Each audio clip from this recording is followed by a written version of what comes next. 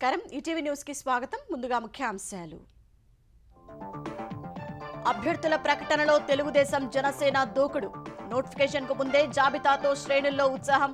వారంలో కొలిక్కి రానున్న భాజపాతో పొత్తు. జనసేనకు గోదావరి జిల్లాలోనే ఎక్కువ సీట్లు. పవన్ కళ్యాణ్ భీమవరం నుంచి పోటీ చేసే సూచనలు. నాగబాబుకు అనకాపల్లి లోక్సభ టికెట్ దక్కే అవకాశం. తెలంగాణలో కాంగ్రెస్ మెజార్టీ ఎంపీ సీట్లు గెలవాలన్న కేసీ వేణుగోపాల్. ప్రణాళికలు రూపొందించుకోవాలని రాష్ట్ర నేతలకు దిశానిర్దేశం.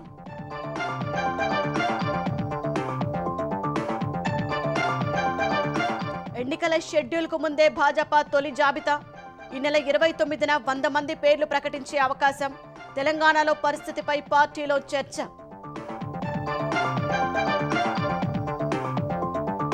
నిజాం చక్కెర పరిశ్రమను తెరపించే దిశగా అడుగులు. మంత్రి శ్రీధర్ బాబు కమిటీ క్షేత్రస్థాయి అధ్యయనం. చెరకు సాగుకు రైతుల అంగీకారం.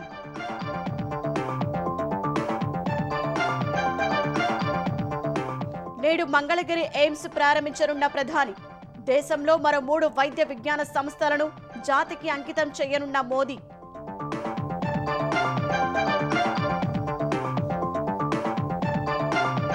దేవతల వన ప్రవేశంతో ముగిసిన మేడారం మహాజాతర. ఈ ఏడాది 1.5 కోటి మంది భక్తులు దర్శించుకున్నట్లు మంత్రి సీతక్క వెల్లడి.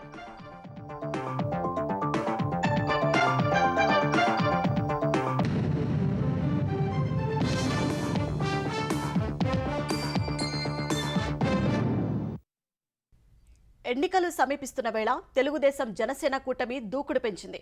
అధికార వైకాపా ఇప్పటి వరకు సమన్వయకర్తలను మాత్రమే ప్రకటించగా తెలుగుదేశం జనసేన కూటమి ఏకంగా 99 స్థానాలకు అభ్యర్థులను ప్రకటించింది. ఎన్నికల నోటిఫికేషన్ కు ముందే తొలి జాబితాను వెల్లడించింది. జాబితాలో యువత, కొత్తవారు, ప్రవాసులకు చోటు కల్పించింది. బీసీలు, మహిళలకు సముచిత స్థానాలు కేటాయించింది. భాజపాతో పొత్తు కొలికి వచ్చాక మలి జాబితాను ప్రకటించే అవకాశం ఉంది. అయితే తెలుగుదేశం సీనియర్ల స్థానాలపై జనసేన ఆసక్తితో కొన్ని చోట్ల పీఠముడి కొనసాగుతోంది. వచ్చే సాధారణ ఎన్నికల్లో అధికార వైకాపాను సవాల్ చేస్తూ తెలుగుదేశం జనసేన కూటమి తొలి అడుగు వేసింది. ఒకేసారి 99 అసెంబ్లీ స్థానాలకు అభ్యర్థుల్ని ప్రకటించగా మొదటి విడతలోనే ఇంత భారీ సంఖ్యలో ఎంపిక చేయడం గత కొన్ని ఎన్నికల్ని పరిశీలిస్తే ఇదే తొలిసారి. భాజపాతో పొత్తు చర్చలు జరుగుతున్నా తెలుగుదేశం జనసేన మధ్య సీట్ల పంపకంపై కసరత్తు కొనసాగుతున్నా ఇలా ముందడుగు వేయడాన్ని రాజకీయ వర్గాలు విశేషంగా పరిగణిస్తున్నాయి. వైకాపా పేరుకు 7 విడతలుగా 65 మందితో జాబితాలు విడుదల చేసినా అవన్నీ పార్టీ సమన్వయకర్తలుగా చేపట్టిన ఎంపికలే. వీరే అభ్యర్థులు అవుతారా అన్నది సందేహమే. పైగా ఎంపిక చేసినప్పుడే వీరు ఖరారైనట్లు కాదని మార్పులు చేర్పులు ఉంటాయని అధిష్టానం చెప్పింది. ఇప్పటికే 5-6 మార్చింది. విజయావకాశాలపై నమ్మకం లేక కొందరు స్వతహాగా వైదొలిగారు. ఈ పరిణామాల్ని పరిగణలోకి తీసుకుంటే వచ్చే ఎన్నికలకు అభ్యర్థుల్ని ప్రకటించిందే తెలుగుదేశం జనసేన కూటమి మాత్రమే. సాధారణంగా ఎన్నికల షెడ్యూల్ వచ్చే వరకు అభ్యర్థుల ఎంపిక ప్రక్రియను కొలిక్కి తీసుకురారని చంద్రబాబుకు పేరుంది. నామినేషన్ల దాఖలు గడువు కొద్ది గంటల్లో ముగుస్తుందనగా పేర్లు ప్రకటించిన సందర్భాలు ఉన్నాయి. అలాంటిది ఒకేసారి ఇంత భారీ సంఖ్యలో అభ్యర్థుల్ని ప్రకటించడం విశేషమే. భాజపాతో పొత్తు ప్రతిపాదన రాకముందు ఒకేసారి మొత్తం 175 స్థానాలకు అభ్యర్థుల్ని ప్రకటించాలని తెలుగుదేశం జనసేన భావించాయి. తరువాత వ్యూహం మార్చుకున్నాయి. తన రాజకీయ జీవితంలో అభ్యర్థుల ఎంపికకు ఈ స్థాయిలో ఎప్పుడూ కష్టపడలేదని చంద్రబాబే స్వయంగా చెప్పారు. వర్గాల మధ్య సమతూకం పాటిస్తూ యువతకు, కొత్తవారికి, మహిళలకు, బలహీన వర్గాలకు ప్రాధాన్యమిస్తూ పార్టీకి బలమైన కీలక స్థానాల్ని మిత్రపక్షానికి కేటాయించేందుకు సమ్మతిస్తూ తెలుగుదేశం నాయకత్వం విస్తృత కసరత్తు చేసింది. ఐవీఆర్ఎస్ విధానంలో 1,03,00,000 మంది అభిప్రాయాలు సేకరించి విశ్లేషించి 3-4 రూపాల్లో సర్వేలు నిర్వహించి అభ్యర్థుల్ని వడబోసింది. దీనికోసం పార్టీ అంతర్గత విభాగం 4-5 దశల్లో కసరత్తు చేసింది. ప్రకటించిన వాటిల్లో ఎక్కువ స్థానాల్లో ఊహించిన అభ్యర్థులే ఉన్నట్లు కనిపిస్తున్నా గుర్తించదగిన స్థాయిలో మార్పులు ఉన్నాయి. పొత్తులో భాగంగా కొన్ని ఇబ్బందికర నిర్ణయాలు తీసుకున్నారు. తెనాలిలో మాజీ మంత్రి ఆలపాటి రాజేంద్ర ప్రసాద్ సహా అనకాపల్లి, నెల్లిమర్ల, రాజానగరంలో తెలుగుదేశానికి బలమైన అభ్యర్థులు ఉన్నా పొత్తులో భాగంగా త్యాగం చేయాల్సొచ్చింది.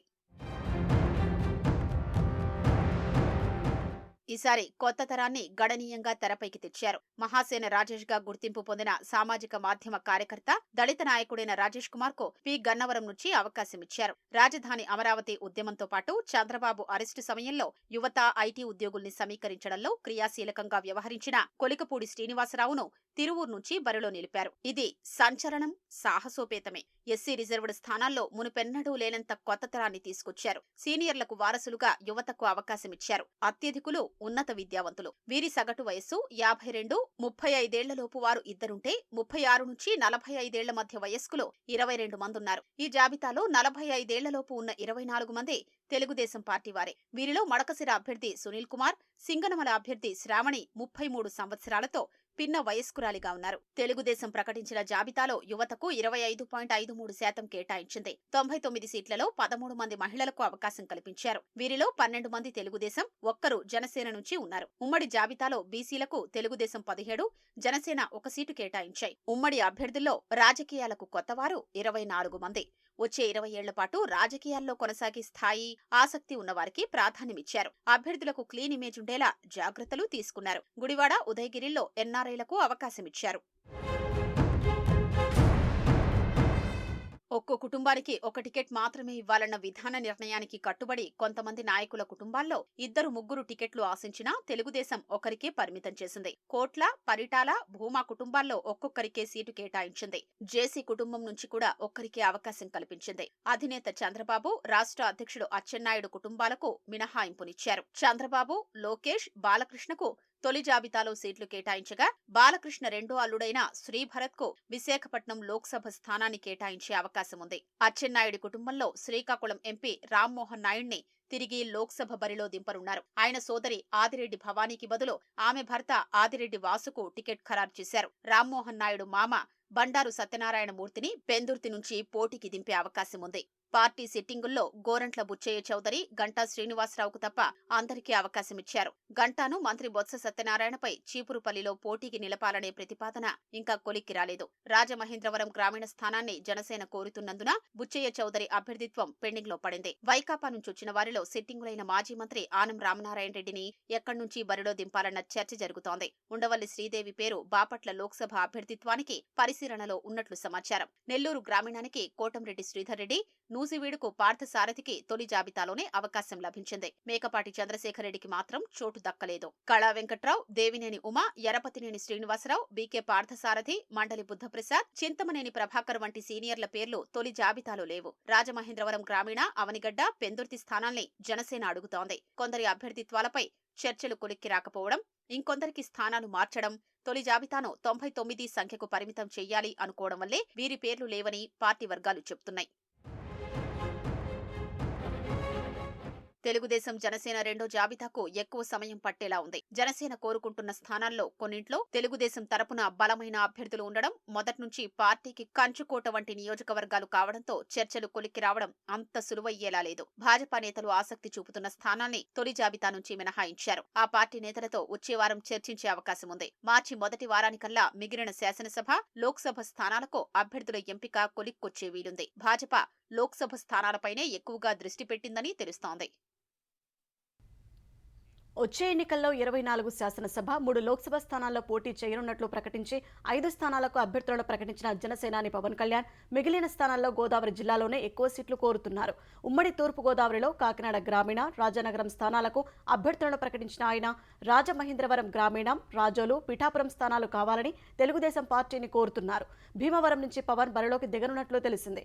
అనకాపల్లి ఎంపీ స్థానం నుంచి ఆయన సోదరుడు నాగబాబు, మచిలీపట్నం నుంచి బాలశౌరి పోటీ దాదాపు ఖాయమైంది. కాకినాడ నుంచి సానా సతీష్ మరో 2 పేర్లు పరిశీలిస్తున్నారు. ఉమ్మడి పశ్చిమ గోదావరి జిల్లాలో భీమవరం, నరసాపురం, పోలవరం, ఉంగుటూరు, నెడదవోలు, తాడేపల్లిగూడెం సీట్లను జనసేన అడుగుతోంది. శ్రీకాకుళం జిల్లాలో పాలకొండ, ఉమ్మడి విశాఖ జిల్లాలో పెందుర్తి, ఎలమంచిలి, విశాఖ సౌత్ స్థానాల్లో ఏవైనా 2 జనసేనకు దక్కే అవకాశం ఉంది.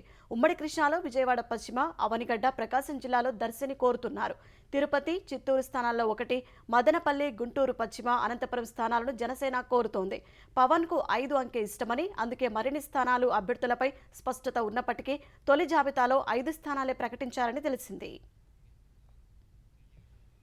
లోక్సభ ఎన్నికల్లో అత్యధిక స్థానాల్లో విజయం సాధించేందుకు ప్రణాళికలు సిద్ధం చేసుకోవాలని ఏఐసీసీ ప్రధాన కార్యదర్శి కేసీ వేణుగోపాల్ తెలంగాణ కాంగ్రెస్ నాయకులకు సూచించారు. శంషాబాద్ పోర్టు గ్రాండ్లో ఏపీ పీసీసీ అధ్యక్షుల వైఎస్ షర్మిల కుమారుడి రిసెప్షన్కు హాజరైన ఆయన రాత్రి 11 గంటలకు తాజ్ కృష్ణలో సీఎం రేవంత్ రెడ్డితో భేటీ అయ్యారు. ఈ సమావేశానికి రాష్ట్ర వ్యవహారాల incharge Deepa Das Munshi, deputy CM Bhatti Vikramarka, మంత్రులు ఉత్తమ్, పొంగులేటి, పొన్నం హాజరయ్యారు. రాష్ట్ర రాజకీయ పరిణామాలపై చర్చించారు. లోక్సభ అభ్యర్థుల ఎంపిక, ఇతర పార్టీల నేతల చేరికలు, నామినేటెడ్ పదవుల భర్తీ, చేవెళ్ల సభ ఏర్పాట్లు, ప్రియాంక గాంధీ రాక అంశాలపై చర్చించినట్లు తెలిసింది. భారాస భాజపా విమర్శలను తిప్పికొడుతున్న తీరుపైన ఆరా తీసినట్లు సమాచారం. తెలంగాణలోని 17 లోక్సభ స్థానాలకు అభ్యర్థుల ఖరారుపై భాజపా అధిష్టానంతో చర్చించామని రాజ్యసభ సభ్యుడు లక్ష్మణ్ తెలిపారు. భాజపా జాతీయ అధ్యక్షుడు జేపీ నడ్డా, అమిత్ షా సహా అగ్రనేతలతో శనివారం ఢిల్లీలో జరిగిన సమావేశంలో తెలంగాణ నాయకులంతా పాల్గొని అభ్యర్థుల ఎంపికపై సమాలోచనలు జరిపామని చెప్పారు.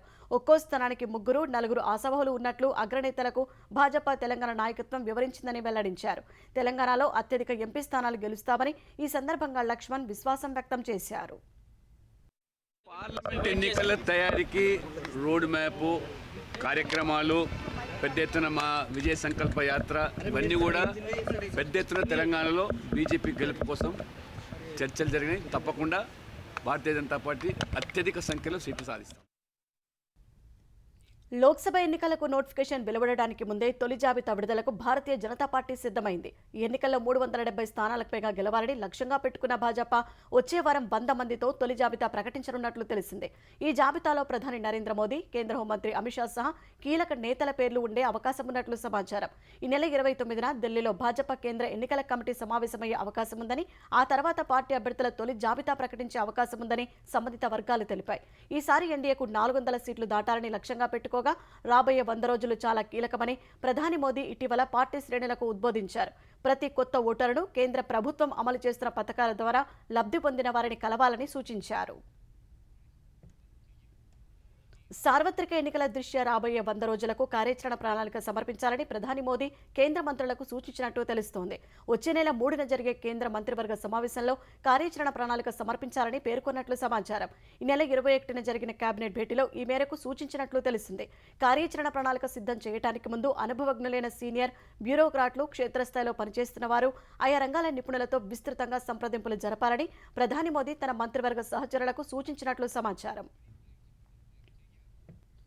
ఆదివాసీ సంస్కృతికి ప్రతీకగా నిలిచే 4 రోజుల మేడారం మహాజాతర పరిసమాప్తమైంది. భక్త కోటికి దర్శనమిచ్చిన ఆదివాసీ దేవతలు తిరిగి వనప్రవేశం చేశారు. చిరుజల్లులు కురుస్తుండగా ఇద్దరమ్మల వనప్రవేశ ఘట్టం రమణీయంగా జరిగింది. పుండమి వెలుగుల్లో గిరిజన పూజారులు గద్దెల వద్ద ప్రత్యేక పూజలు చేశారు. అనంతరం డప్పుడోలు వాద్యాలు మారుమోగుతుండగా విద్యుత్ దీపాలను ఆర్పివేసి తల్లుల వనప్రవేశాన్ని నిర్వహించారు. సమ్మక్కను చిలకల గుట్ట మీద ఉన్న వెదురువనం, సారలమ్మను కన్నేపల్లి గోవిందరాజును కొండాయి ఆలయంలో ప్రతిష్ఠించారు. పగిడిద్దరాజును తీసుకుని 60 కిలోమీటర్ల దూరంలోని పూనుగొండ్లకు కాలినడకన బయలుదేరారు. మంత్రి సీతక్క, జిల్లా కలెక్టర్, ఎస్పీతో పాటు లక్షలాది మంది భక్తులు వనదేవతలకు ఘనంగా వీడుకోలు పలికారు. సమ్మక్క వనప్రవేశ సమయంలో వర్షం కురవడంతో భక్తులు తన్మయానికి లోనయ్యారు. ఈ నెల 28న తిరుగువారం పండుగను నిర్వహించనున్నారు. ఈ ఏడాది 1,50,00,000 మంది అమ్మవార్లను దర్శించుకున్నట్లు మంత్రి సీతక్క అంచనా వేశారు. నిజామాబాద్ జిల్లా బోధన్లో నిజాం చక్కెర పరిశ్రమ పునరుద్ధరణ దిశగా ముందడుగు పడింది. షుగర్ ఫ్యాక్టరీ పునరుద్ధరణ కోసం సిఫార్సులు చేసేందుకు పరిశ్రమల శాఖ మంత్రి శ్రీధర్ బాబు చైర్మన్గా తెలంగాణ ప్రభుత్వం నియమించిన కమిటీ క్షేత్రస్థాయిలో పర్యటించింది. కర్మాగారం యంత్రాలు, డిస్టిల్లరీ, ఇతర విభాగాలను పరిశీలించింది. మూతబడ్డ ఫ్యాక్టరీని తిరిగి ప్రారంభించేందుకు చేపట్టాల్సిన చర్యల గురించి శ్రీధర్ బాబు కమిటీ సభ్యులైన బోధన్ ఎమ్మెల్యే సుదర్శన్ రెడ్డి, ఎమ్మెల్సీ జీవన్ రెడ్డితో కలిసి చర్చించారు. తర్వాత రైతులు, రైతు సంఘాల నాయకులతో సమావేశమై పరిశ్రమ తెరిస్తే చెరకు సాగు సాధ్యాసాధ్యాలు, సవాళ్లు, నూతన వంగడాలు, కూలీల సమీకరణపై చర్చించారు. పరిశ్రమను ప్రభుత్వమే నడపాలా, రైతు సహకార పద్ధతిలో కొనసాగించాలా, ప్రైవేటు సంస్థకు అప్పగించాలా అనే అంశాలపై సలహాలు తీసుకున్నారు. వరి, ఇతర పంటలతో పోలిస్తే చెరకు సాగుకు స్థానికంగా అనుకూల వాతావరణం ఉందని, పరిశ్రమ పునరుద్ధరిస్తే పూర్తిగా సహకరిస్తామని రైతులు కమిటీ దృష్టికి తీసుకొచ్చారు. పరిశ్రమ పునరుద్ధరణకు ప్రభుత్వం కట్టుబడి ఉందని మంత్రి హామీ ఇచ్చారు. ఏ విధమైన మార్పు చూపెడతామో 60 రోజులు గడిచింది. 60 రోజుల లోపల ఈ నిజాం షుగర్ ఫ్యాక్టరీకి సంబంధించిన ఒక ఉదాహరణ మేము కట్టుబడి ఉన్నాం. దీన్ని తిరిగి తెరిపియాలి. కార్మికుల పక్షాన కానీ, రైతుల పక్షాన కానీ మేము కూడా ఎప్పుడైనా పరిశ్రమలకు సంబంధించి కానీ, ప్రజలకు సంబంధించిన సంక్షేమం, అభివృద్ధి విషయంలో అందరినీ ఆహ్వానం పలుకుతాం. ప్రజా సంక్షేమానికి వ్యతిరేకం ఉన్న వాళ్ళకు గేట్లు బంద్ చేస్తాం. రేపు పొద్దుగాల కూడా ఫ్యాక్టరీ ఓపెన్ చేయన ముందు రైతులు పంటలు వేసుకోవాలని ఆలోచన చేస్తున్నారు. రెండు ఒకటేసారి మొదలు పెట్టాలా. ఫ్యాక్టరీ ఓపెన్ చేసుకున్నాక రైతు సోదరులు వేసుకున్నారంటే అది నడవదు. సార్వత్రిక ఎన్నికల్లో తెలుగుదేశం పార్టీకే తమ సంపూర్ణ మద్దతు అని మైనారిటీ హక్కుల పరిరక్షణ సమితి నేతలు స్పష్టం చేశారు. ముస్లింలపై దమనకాండను సాగించిన వైకాపా ప్రభుత్వానికి ఎన్నికల్లో బుద్ధి చెబుతామన్నారు. ఉండవల్లిలో తెలుగుదేశం అధినేత చంద్రబాబు నివాసంలో ఆయనను కలిసి తిరస్కార పత్రం, జగ్గుభాయ్ రిపోర్ట్ కార్డ్ 2019-2024 కరపత్రాన్ని ఆవిష్కరించారు. మైనారిటీ హక్కుల పరిరక్షణ సమితి రాష్ట్ర అధ్యక్షులుగా ఎన్నికైన షారూక్ షిబ్లీకి చంద్రబాబు శుభాకాంక్షలు తెలిపారు. 49 నియోజకవర్గాల్లోని మైనారిటీ హక్కుల పరిరక్షణ సమితి సభ్యుల సమావేశంలో తెలుగుదేశం పార్టీకి మద్దతు ప్రకటించాలని నిర్ణయించామని నేతలు వివరించారు. తెలుగుదేశం విజయానికి తమ వంతు కృషి చేస్తామని తెలిపారు. ముస్లింల హక్కుల కోసం పోరాడుతున్న తమపై అక్రమ కేసులు పెట్టి ప్రభుత్వం వేధిస్తోందని ఆవేదన వ్యక్తం చేశారు. తెలుగుదేశం జనసేన ప్రభుత్వం రాగానే ముస్లింలకు వైకాపా ప్రభుత్వం రద్దు చేసిన సంక్షేమ పథకాలు అన్ని పునరుద్ధరిస్తామని చంద్రబాబు భరోసా ఇచ్చారు. ముస్లింలపై ప్రభుత్వం పెట్టిన అక్రమ కేసులు అధికారంలోకి రాగానే మాఫీ చేస్తామన్నారు.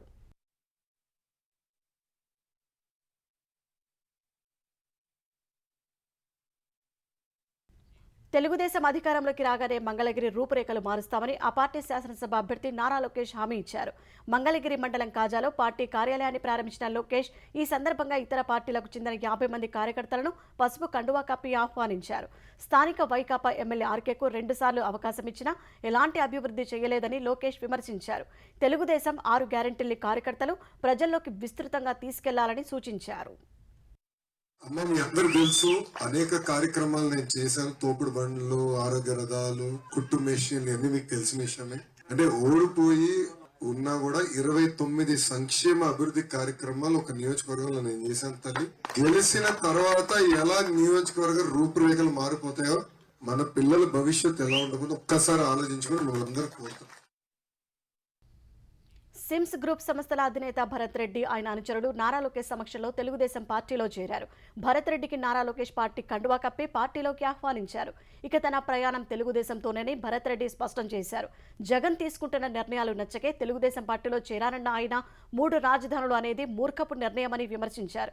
లోకేష్ అవకాశం కల్పిస్తే ఎక్కడి నుంచైనా పోటీ చేయడానికి తాను సిద్ధమన్నారు. వచ్చే ఎన్నికల్లో తెలుగుదేశం జనసేన కూటమి విజయం సాధిస్తుందని ధీమా వ్యక్తం చేశారు.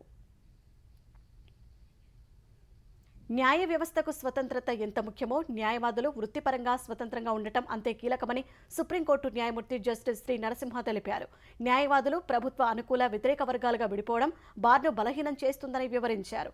విజయనగరం జిల్లా బొబ్బిలిలో 31 కోట్ల వ్యయంతో నిర్మించే కోర్టు భవనాల సముదాయానికి ఏపీ హైకోర్టు ప్రధాన న్యాయమూర్తి జస్టిస్ ధీరజ్ సింగ్ ఠాకూర్తో కలిసి ఆయన శంకుస్థాపన చేశారు. అనంతరం మాట్లాడిన జస్టిస్ నరసింహ జిల్లా కోర్టుల బలోపేతానికి కృషి చేస్తున్నామని, మౌలిక వస్తువులు మెరుగుపరుస్తున్నట్లు తెలిపారు. కొత్తగా వృత్తి చేపట్టే న్యాయవాదులు జిల్లా కోర్టులకు ప్రాధాన్యమివ్వాలని సూచించారు.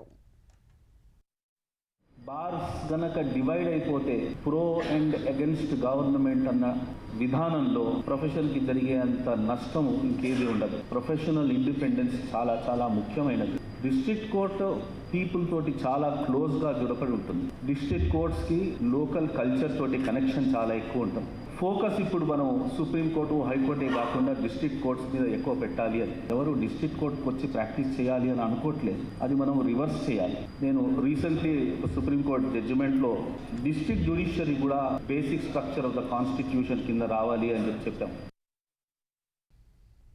మంగళగిరి ఎయిమ్స్ ను ప్రధాని మోదీ నేడు జాతికి అంకితం చేయనున్నారు.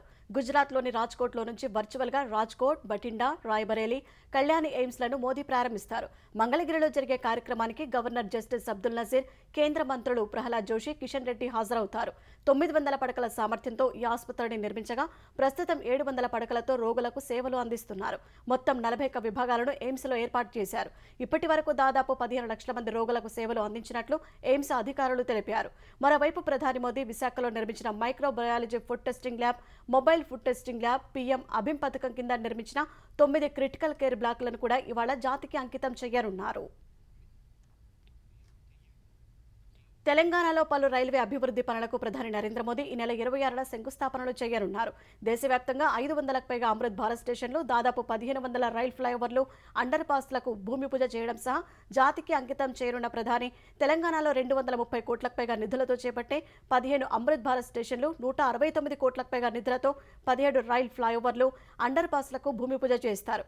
మొత్తం 221.18 కోట్లతో పూర్తి చేసిన మరో 32 రైల్ ఫ్లైఓవర్లు, రైల్ అండర్ పాస్లను ప్రారంభిస్తారు. ఒక్క తెలంగాణలోనే 621 కోట్ల విలువైన ప్రాజెక్టులు ఉన్నాయి. తెలంగాణలో మొత్తం 40 అమృత్ భారత్ స్టేషన్ల అభివృద్ధికి 2,245 కోట్లు ఖర్చు చేస్తుండగా 894 కోట్ల అంచనా వ్యయంతో గత ఆగస్టులోనే 21 అమృత్ భారత్ స్టేషన్ల అభివృద్ధికి ప్రధాని భూమి పూజ చేశారు. ఒకే దేశం ఒకే ఎన్నిక నిర్మాణ సాధ్యాలపై మాజీ రాష్ట్రపతి రామ్నాథ్ కోవింద్ నేతృత్వంలోని ఉన్నత స్థాయి కమిటీ మరోసారి సమీక్ష జరిపింది. శనివారం జరిగిన సమావేశంలో గతేడాది కమిటీ ఏర్పాటు తర్వాత సాధించిన ప్రగతిని సమీక్షించినట్లు అధికారిక ప్రకటన విడుదల చేసింది. లోక్సభ, రాష్ట్రాల అసెంబ్లీలు, మున్సిపాలిటీలు, పంచాయతీలకు ఏకకాలంలో ఎన్నికల నిర్మాణ సాధ్యాలను అధ్యయనం చేసేందుకు కేంద్రం ఈ కమిటీని నియమించింది. జమిలీ ఎన్నికలపై ఈ కమిటీ రాజ్యాంగ సవరణలు, ఇతర అంశాలకు సంబంధించి సిఫార్సులు చేయాల్సి ఉంది. ఈ క్రమంలో దేశంలోని రాజకీయ పార్టీల అభిప్రాయాలను కమిటీ పరిశీలిస్తోంది. అధికార ఎన్డీఏ, శివసేన వంటి పార్టీలు ఏకకాల ఎన్నికల భావనకు మద్దతిస్తున్నాయి. వీటి వల్ల ఎన్నికల ఖర్చు, సమయం తగ్గుతుందని పేర్కొంటున్నాయి. అయితే కాంగ్రెస్, టీఎంసీ వంటి పార్టీలు ఈ ఆలోచనను తప్పుపడుతున్నాయి. ఇలా చేస్తే కొన్ని రాష్ట్రాల అసెంబ్లీలను అర్ధాంతరంగా నిలిపివేయాల్సి వస్తుందని, ఇది ప్రజాస్వామ్యానికి విఘాతం కలిగించడమేనని చెబుతున్నాయి. రాజకీయ పార్టీలు ఇచ్చే ఎన్నికల హామీల అమలు విషయంలో సాధ్యాలను తెలుసుకునే హక్కు ఓటర్లకు ఉందని భారత ప్రధాన ఎన్నికల కమిషనర్ రాజీవ్ కుమార్ చెప్పారు. అలాగే తమ ఎన్నికల మేనిఫెస్టోలో వాగ్దానాలు చేసే హక్కు పార్టీలకు ఉందని తెలిపారు. చెన్నైలో నిర్వహించిన మీడియా సమావేశంలో పాల్గొన్న సీఈసీ, పార్టీల హామీలపై ఎన్నికల సంఘం ఒక నమూనా పత్రాన్ని సిద్ధం చేసిందని, ప్రస్తుతం ఈ వ్యవహారం కోర్టు పరిధిలో ఉందని తెలిపారు. పార్టీల ప్రలోభాలపై ఎన్ఫోర్స్మెంట్ ఏజెన్సీలు అప్రమత్తంగా ఉండాలని, నగదు బహుమతుల పంపిణీని నిరోధించాలని ఆదేశించామన్నారు. డబ్బు, మద్యం పంపిణీ చేస్తున్నట్లు దృష్టికి వస్తే సి విజిల్ యాప్లో పౌరులు ఫిర్యాదు చేస్తే వెంటనే చర్యలు తీసుకుంటామని వెల్లడించారు. National payments corporation of India కూడా ఆన్లైన్ లావాదేవీలను పర్యవేక్షించే బాధ్యతను చేపట్టిందన్నారు. నకిలీ వార్తలపై అప్రమత్తత అవసరమన్న సీఈసీ, వీటికి అడ్డుకట్ట వేసేందుకు తమ దృష్టికి వచ్చిన ఫేక్ న్యూస్పై స్పష్టత ఇస్తున్నట్లు పేర్కొన్నారు. చాలా రాజకీయ పార్టీలు లోక్సభకు, అసెంబ్లీలకు ఒకేసారి ఎన్నికలు నిర్వహించాలన్న అభిప్రాయాన్ని వ్యక్తం చేస్తున్నట్లు తెలిపారు.